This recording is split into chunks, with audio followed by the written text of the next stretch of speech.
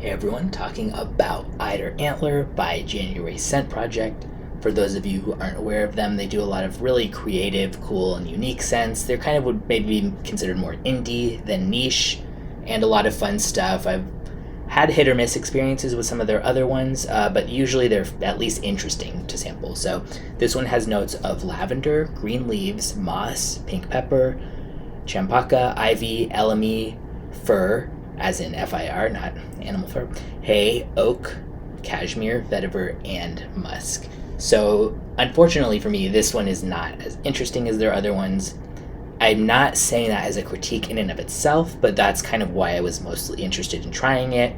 But what I get more than anything out of this is green plus lavender. So, right away in the opening, it's a very vivid green leaf slash herbal type of green slash like ivy growing on a wall, covered with some powdered lavender. Not super old school stuffy lavender, but also not like really, really light. And then a little bit of brightness from the pink pepper and some earthiness in the form of like moss and hay. So to me, I don't particularly enjoy the smell, but that's just about my taste. If you like green, like really, really green, vivid natural green and lavender, I think this would be excellent to try. There's also a little bit of floral in the form of the champa, but it's certainly not a floral scent overall. This goes for $145 for 100 ml.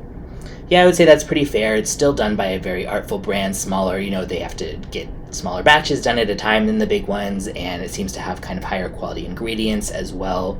So not unfair. The scent, I don't think this would be a big, for example, compliment puller.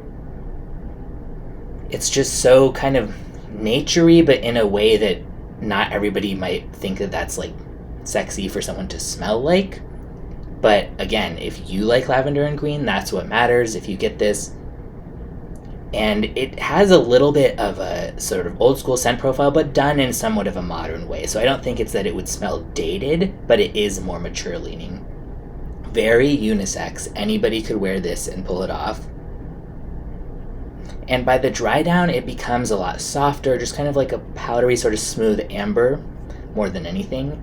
So you get this really kind of green, lavender, all this stuff going on earlier on, and then it just skates down to this kind of like soft skin scent. And to me, that's not necessarily a bad thing. I don't like a dry down that gets super like patchouli, earthy, all this kind of stuff. I kind of like when I can enjoy it and then it sort of slowly fades away and leaves me wanting more. I don't want more from this because I don't enjoy it that much, but if I did, I don't mind the dry down part of it.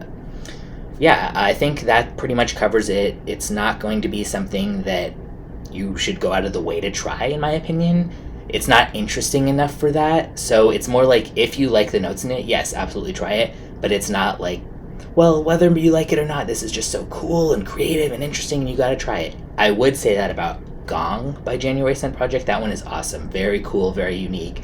Has like a green bell pepper note and some other weird stuff going on. But this is, for the 100th time, green and lavender, so take it or leave it at that. I will put a link in the description where you can get a sample or a bottle. It's about $5 as of right now for a 3.5 ml sample, or as mentioned, $145 for a bottle. And if you check it out, let me know what you think.